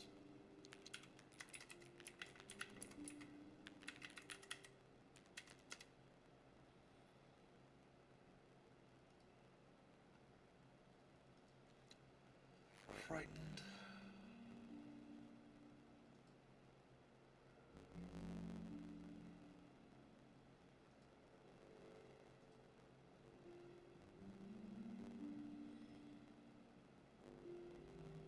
Another thing too to remember, charm does not mean that the charmed character, unless it specifically notes in the effect of the spell, that they'll turn against their people that are already their friends. So just because someone gets charmed with a charmed person doesn't mean they're going to turn around and attack their companions just because someone, their new friend, quote unquote, that's charmed them, says to attack them. That's not going to, that should not happen.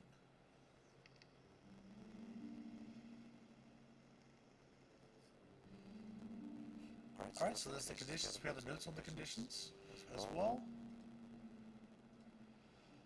We got those finished. So spells and other templates, we're probably going to go through. Some of these we can leave in, but we're going to definitely go through and change some of them around as well.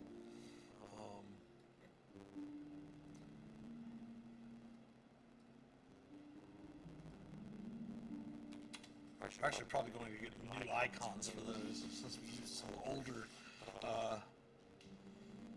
token rings for those.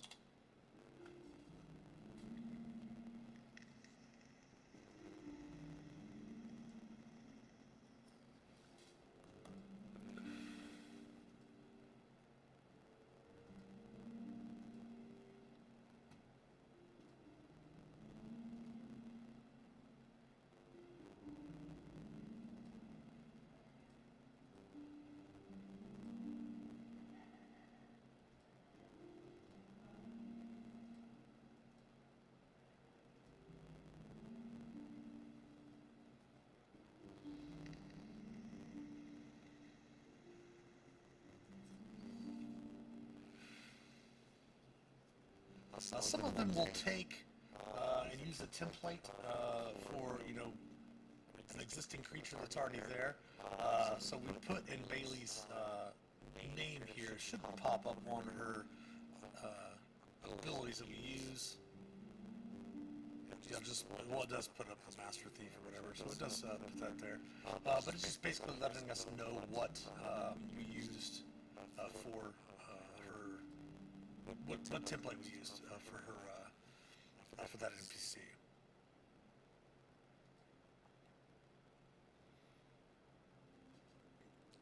Turn that down.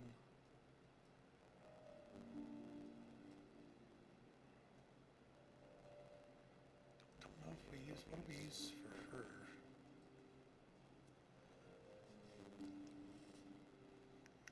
Maybe use a noble background for that one.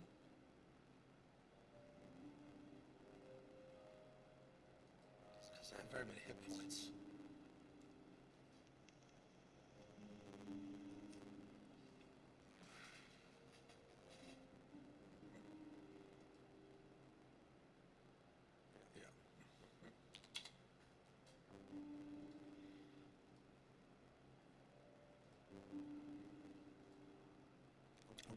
that folder and its contents.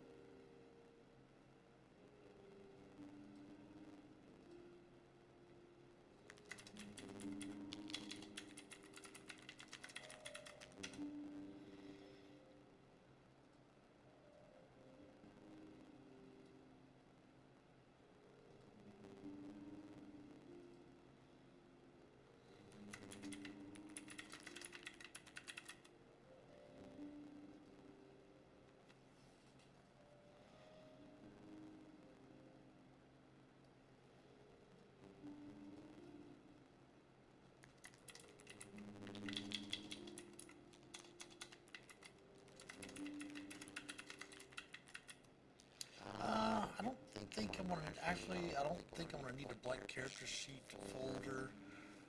That's just something I used to do when you log into Roll20. You should be able to see in your journal plus character tab should be there for you, to where you can create your own character sheet. I put blank character sheets in my room. I just have a habit of doing that before they put the tab in there, because a lot of players at virtual D&D weekends would use, and sometimes a lot of times in client games, would use D&D Beyond with the Beyond 20 app for Chrome or Firefox to link their tokens and their character sheet basically in Roll20 to their D&D Beyond sheet. We are doing a thing with the streaming games, or I'm going to be having everyone use the Roll20 character sheets in games. That way they can take advantage of all of the different macros that we have in the game room and all of that. Worked on showing them how to do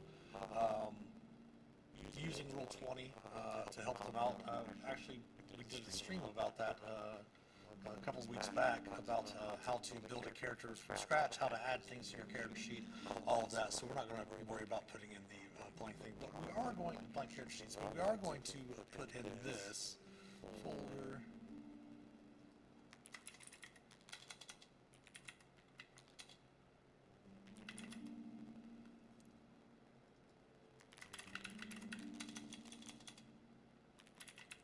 Oops.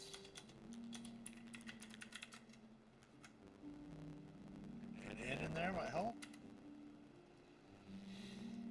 We'll put this down by underneath the player characters, and then we are going to go ahead and add handouts here. Just journal 1.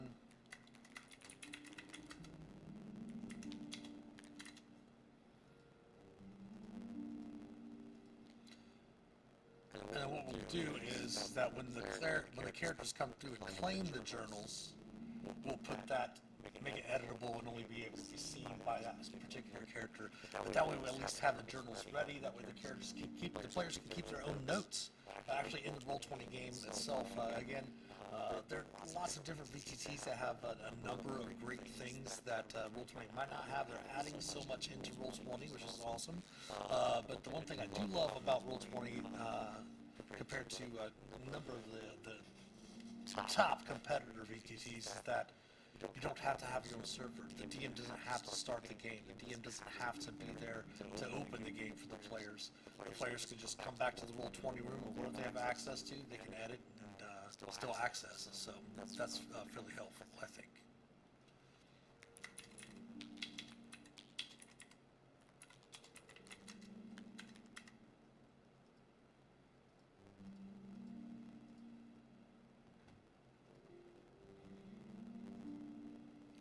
We're just going to create 6 journals because we will not have more than 6 players in a homebrew game.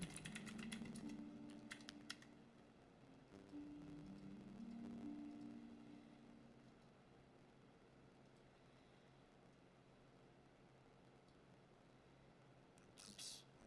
Down there. There we go.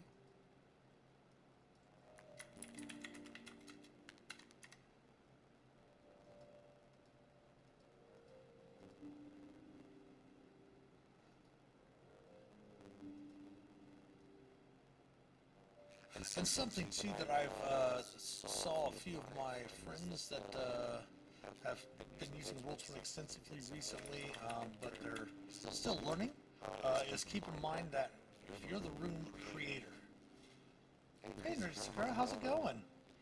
If you're the room creator, you do not have to put yourself, like I don't have to put the Master of Dungeons in this player's journal because I created the room.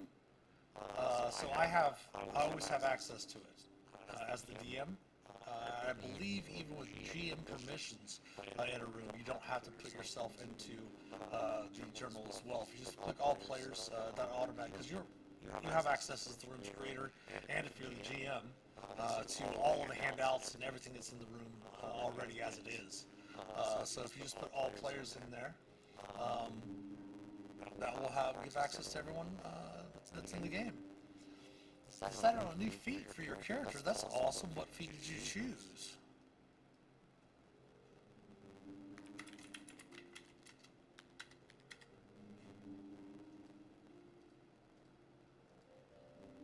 Oops.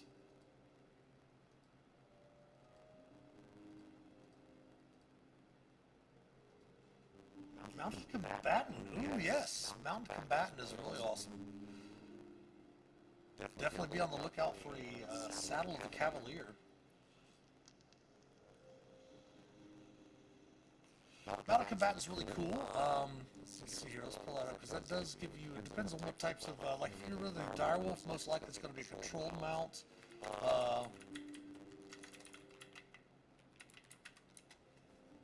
I think direwolves are beasts.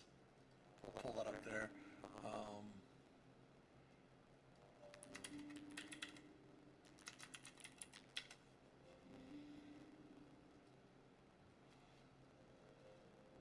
Oh yes, my sneak attack, yeah, oh yeah. So yeah, they are beasts, so with the mounted combatant,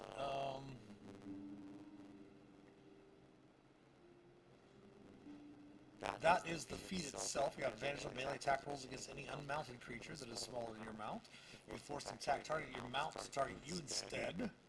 And your mount is subjected to an effect that allows it to make a dexterity saving throw. It only take half damage. This test takes no damage if it succeeds on the saving throw. Only half damage if it fails, which is really, really cool. Yeah, I was going to say, if you have a magic item like that, it's really cool. Something else is always think of the Awaken spell. Which lots of druids have access to that. It's in the Staff of the Woodlands ability. It's a spell that they can cast. I think it's 5 charges out of that. But your beast or plant, you can give them intelligence of 10, which makes them intelligent mount. So you have other options, like, let's see here, combat.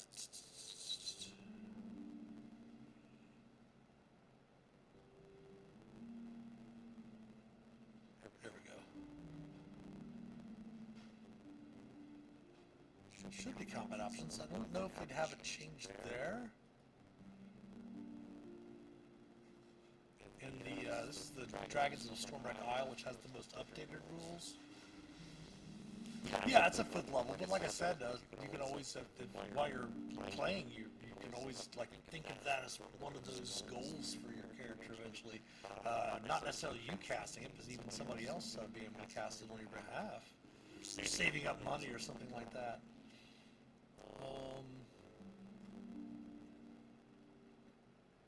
I think they have a mounted combat in the combat section here.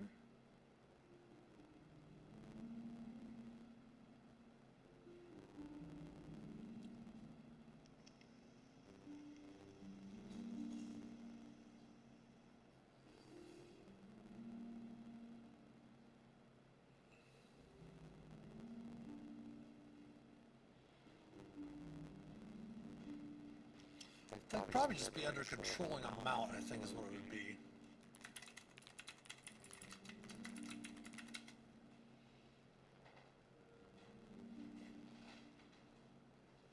Oh, no Druid War? Well, hey, you know, there's, Artificer can eventually, if you're, are you playing, with your rogue, or are you going to be playing, like a, Arcane Trickster, or are you going to play a Thief?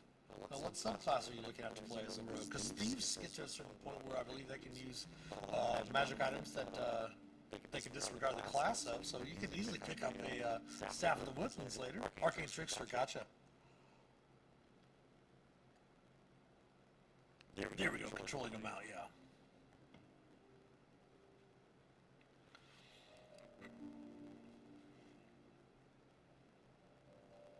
So yeah, it's got a lot of information just to make sure to check up on, so that your DM, especially make sure your DM knows about it as well. For the controlling them out, especially when you have like you control them out, or they can act independently, and all of that stuff, so that your DM is aware of all of that. Because mounted combat in 5th Ed is pretty fun. It can be very fun, especially if you're a paladin that has a Dragonelle, with Dragonelles having flyby. It's really important for the DM and the player to be on the same page with mounted combat, because like if you're controlling them out, it acts on your initiative, it's acting independently because of its own initiative, and if it's acting independently and goes on its own initiative, you can't have it move on your turn to fight something and then move away. It can only move on its turn. It can take a readied action to use movement, but it's only one reaction, so it can't move, stop, let you do an action, then move again, since its reaction just does one thing. So that's definitely something about making sure that the DM's aware of, yeah. Nice, very cool.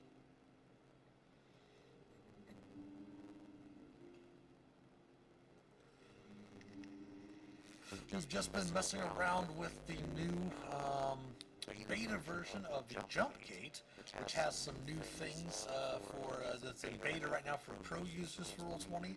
Adding some different stuff, and we're actually going through and creating a base room for our homebrew campaign, for my campaign world. So we're going to go through and put in adding in specific monsters that are just from my campaign world, and having a base room with all of those in it. And then when we do a new homebrew game, we'll copy this and then add to that room whatever we need specifically. Last session fell 50 feet from being picked up by invisible stalkers. Yeah, there you go.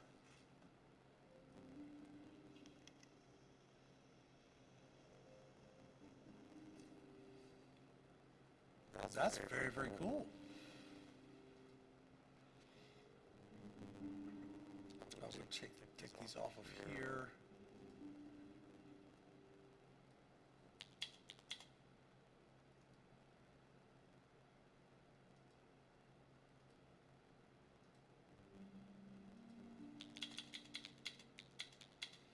Again, we had created that room that we copied. We had created that during the pandemic. We had started a Discord server called Lesser Restoration Against COVID-19, where we got with healthcare workers and such like that, people over on the front lines, taught them how to play D&D, had them space to play D&D and stuff like that.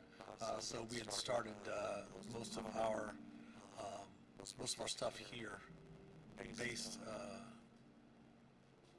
that long ago, so that's why I have to update some of the stuff here. So we did create our basic 5th Ed Pantheon that we're going to use. I think we just brought in 4 of each of the deities. We brought in some non-human deities.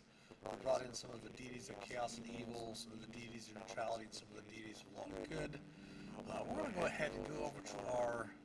Oops, no, we're not going to do that. We're going to come over here to Transmogrifier.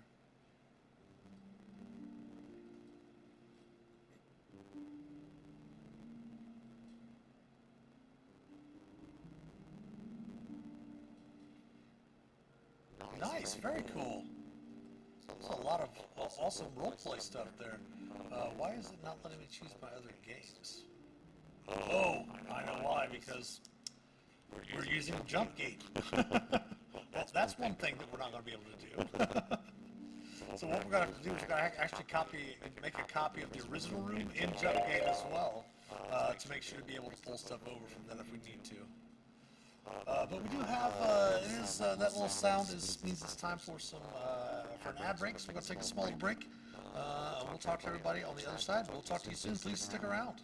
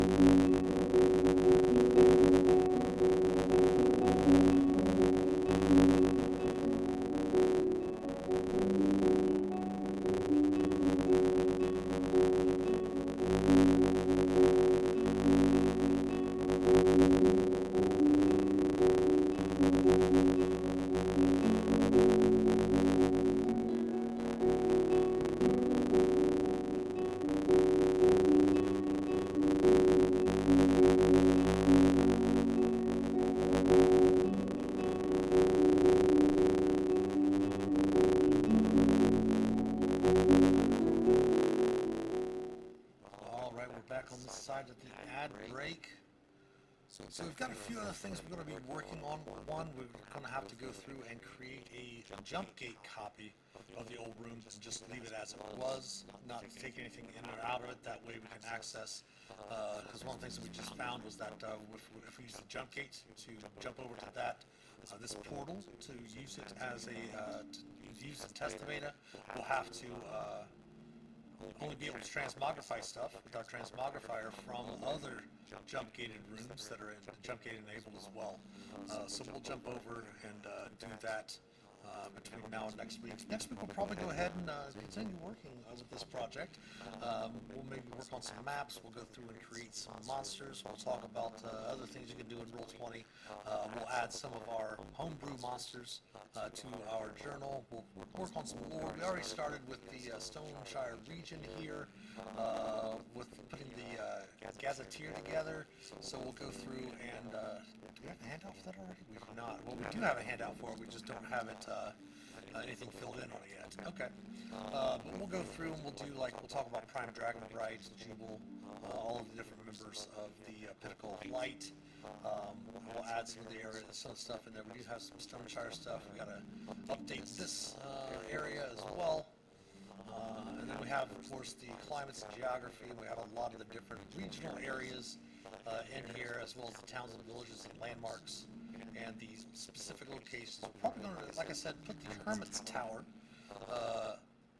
together as the Tower of Lore, the adventure that we had put together a number of months back live. We just sat down in a couple of streams and mapped out basically a whole 4-hour adventure with each section, what each section details, to where basically the characters will go through and try to get to this tower and figure out what's inside there.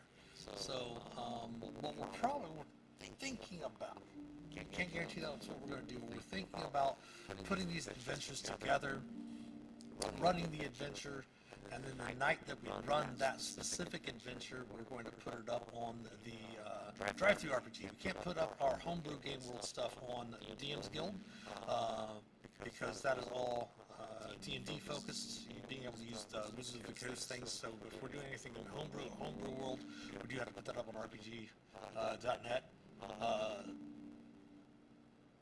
Or Drive-Thru RPG, sorry. So we're considering that. We're not sure yet. We might do them a little bit after the adventures are finished up, but there is a plan to do that eventually. But that is going to be it for tonight's stream. Nerd Sakura, thank you so much for stopping by. I really enjoyed the idea of your mounted combatant, Arcane Trickster Rogue, on the back of a direwolf. That is a really, really sweet idea. I love it. But thanks for stopping by tonight. Tomorrow we will be back with our Tower Talks of the Shifty Boar, 7 p.m. Eastern Time. We'll be going through and taking a look at the first epic that we had for our Dreams of the Red Wizards Obscure Devotion storyline for the Wizards of the Coast and D&D for our organized play system, the Adventurers League. So we will be talking about the Enemy of My Enemy tomorrow night, the very first epic, which is a Tier 1 and Tier 2 epic, I believe. I'm sorry, Tier 2 and Tier 2. I'm sorry, not only Tier 2 epic, multi-table event. We'll walk through that all tomorrow night. Again, it's going to be the first time I've read through it. I helped plot out the story for it. I was the story architect for the whole Obscure Devotion storyline. But I have not had a chance to actually read the finalized copy that is now currently up on the DM's Guild. We'll also provide a link for that tomorrow night as well. Once as we're going through and reviewing that adventure. But of course, thanks to all our supporters, especially our patrons for Patreon. I want to give a special shout out to Richard DeBoyer, who was one of our first patrons. He did complete his patronship this past week. For over a year, he's been supporting the channel. I want to give you a special thank you and wish him nothing but the best in the future. Thanks to all our other patrons as well. If you'd like to help support the channel, please consider becoming a patron or subbing here on Twitch, twitch.tv/TheMaster Master of Dungeons. We'd love your Prime subs also. The link to our Patreon page as well as our YouTube channel and all of our social media accounts can be found in the About Us section below here on Twitch. If you subscribe to us, if you would, please subscribe to us on YouTube. It is free to do. About 85 to 95% of the people that watch videos on YouTube continually go back to the same channels and watch them, but about 85 to 95% of those people aren't actually subscribed. So it is free to do, so make sure to click on our YouTube channel there and the links below and give us a sub there. If you want to turn on notifications, feel free to do so. But definitely if you can, sub to our YouTube channel. Is free. If you would follow us on Instagram, Facebook, Twitter, or X, give us some likes, retweets, all that good stuff. Every sub, like, and share helps us immensely. If you want to stay in contact with us, you can click on the About Us section below, hit that Discord tab, and join the Master of Dungeons Community Discord server, where you can help shape an accepting, caring, and inclusive D&D community. The merch store is also open. Anything you purchase from the merch store will definitely help support the channel. And of course, tips are always welcome, but not expected. Thanks for watching. We are going to raid over to our friends at Charmed Fantasy and check them out. They have create a lot of great content. They were up at GaryCon this year, doing a lot of fun stuff as well. So we're going to raid over to them. But thank you for watching, and as always, happy adventuring. Stick around for the raid, and we'll see you tomorrow night. Take care.